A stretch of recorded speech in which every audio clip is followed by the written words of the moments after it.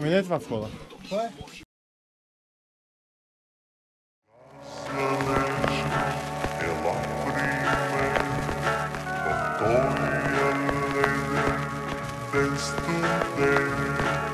Пластичен експлозив, гора, звезди, крака, гърди, перфектен хаос и спокойствие. Това си ти, кълбо от нерви, детско щастие, съблазън и останалото между тях. Това си ти, това си ти.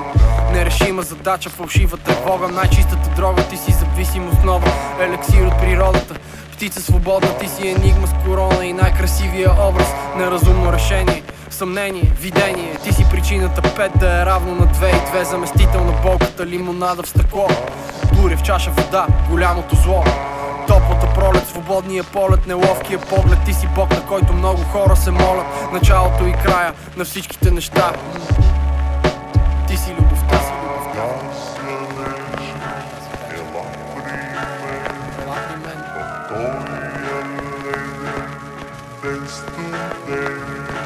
Ти си номера на звяра, голата ми вяра, най-голямото богатство, най-скромния подарък. Огъня изгарящ всяка рокерска китара, бинокъла, през който виждам розова земята. Няма кино, ранно вино, ти си странно синьо, късна доба, мръсна фобия. И я ти стина околник без глава, недоразумение, известно затруднение и вечно нетърпение. Студеното презрение, надменност, обида, ревност, невинност, непрочетена книга. Ти си ръцете на кумира, бедна и правдива, жегата и зимата, ти си дреха от коприва. Болест, от която всеки ще умира, но и никога не ще намери лек, понеже е красива. Всичките неща, ти си това. Ти си любовта. Ела при мен. Ела с мен. Ела при мен.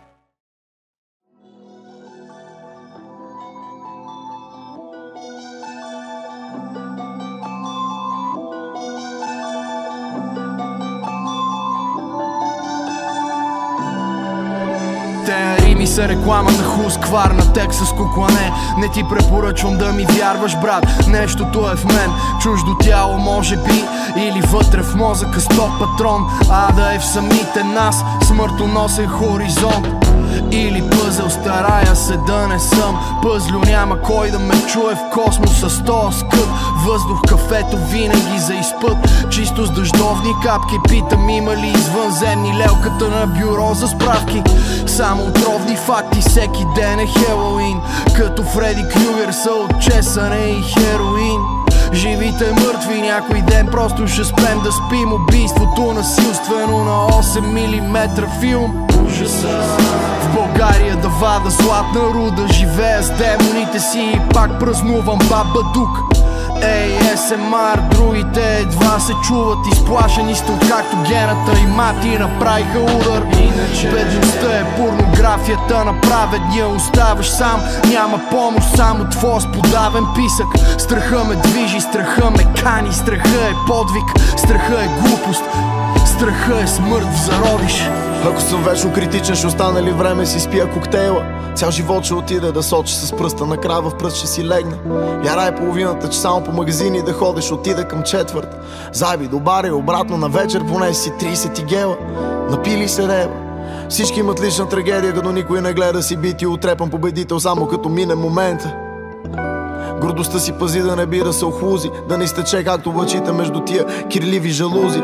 Все още са мудри ги брусли, работи и мълчи по Конфуций. Не се сърдя, аз съм си толкова много недостатъци, побрани в дебати якия пич. Има много да бачкам по себе си, автосервис. Гледай си работата и само се виж малко така отстрани. Бате, искам само да съм в зоната, да натискам здраво, да не мога да спра. Предизвикателството е в основата, ме стигаш само ако си много зъл. Ако биде някой дойде, защото са пълни пички, да бе, искат да газа. Взимай милиарди, носи силни марки, пак помни, че татко ви е много отвън.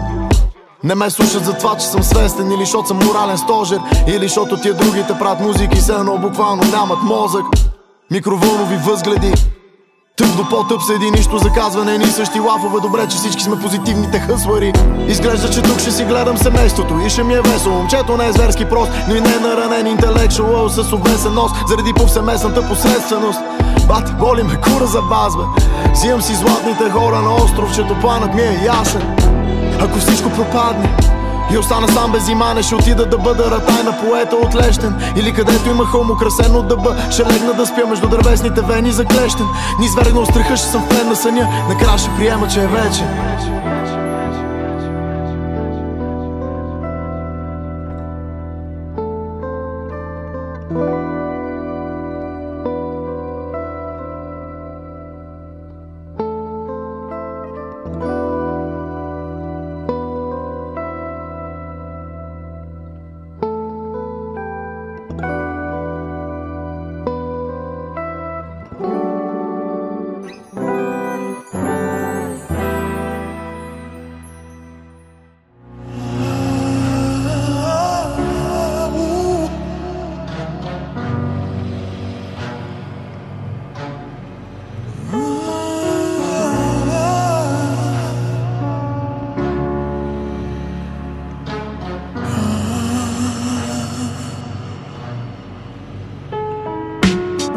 До непозната цяла една вселена.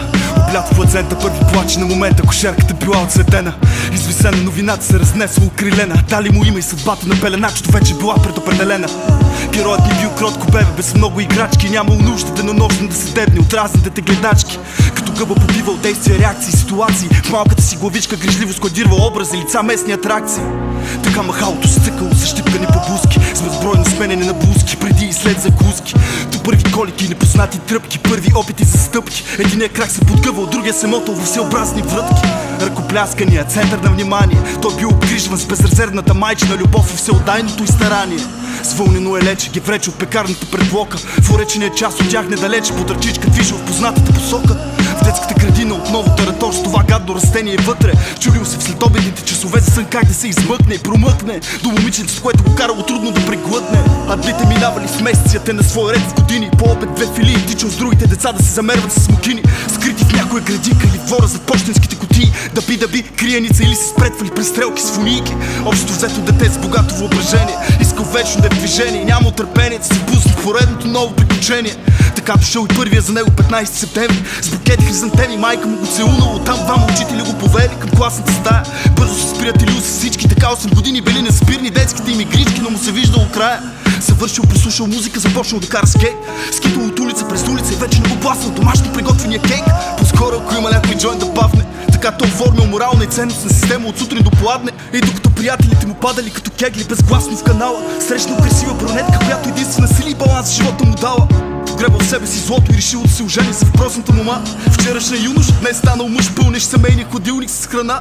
Но битовизмите и житейските несгоди плавно изтласквали капуджийските ежедневни запои. На конвои идвали дразги, яростно словесни порои. И дошло време за първата равносметка. Какво е успял, какво не е, какво е задържал и какво е оставил просто да изрече. Миналото го пробождало, но оставило в него следата. И така той достигнал попрището жизнено в средата. Работил усилено, макар и без желание, афинитет, млад и енергичен. Другия месец чупвал 35, трябвало да мисли за храна и как да се отоплява. Ето го як и снажен, но не и по-голям от хляба. Грижил се за своите отрочета, как да им купи облекло. Но какво можел да стори с една заплата от завода за стъкло? Рядко си позволява да купува кебабчета, карначета, но давал цялата си енергия за своите две близначета. Ако те били ярки звезди, той бил техния небосвод. Но и на 40 години преживявал трудно тежкия развод. Никога не дей да се предаваш, му било мотото. Веднъж даже успял да спечели 8 лева от тотото. Имал също и красиви мигове, и с на вятъра полаха, децата му пораснали. И най-важното, че са образовали, общувал и с двама-трима приятели.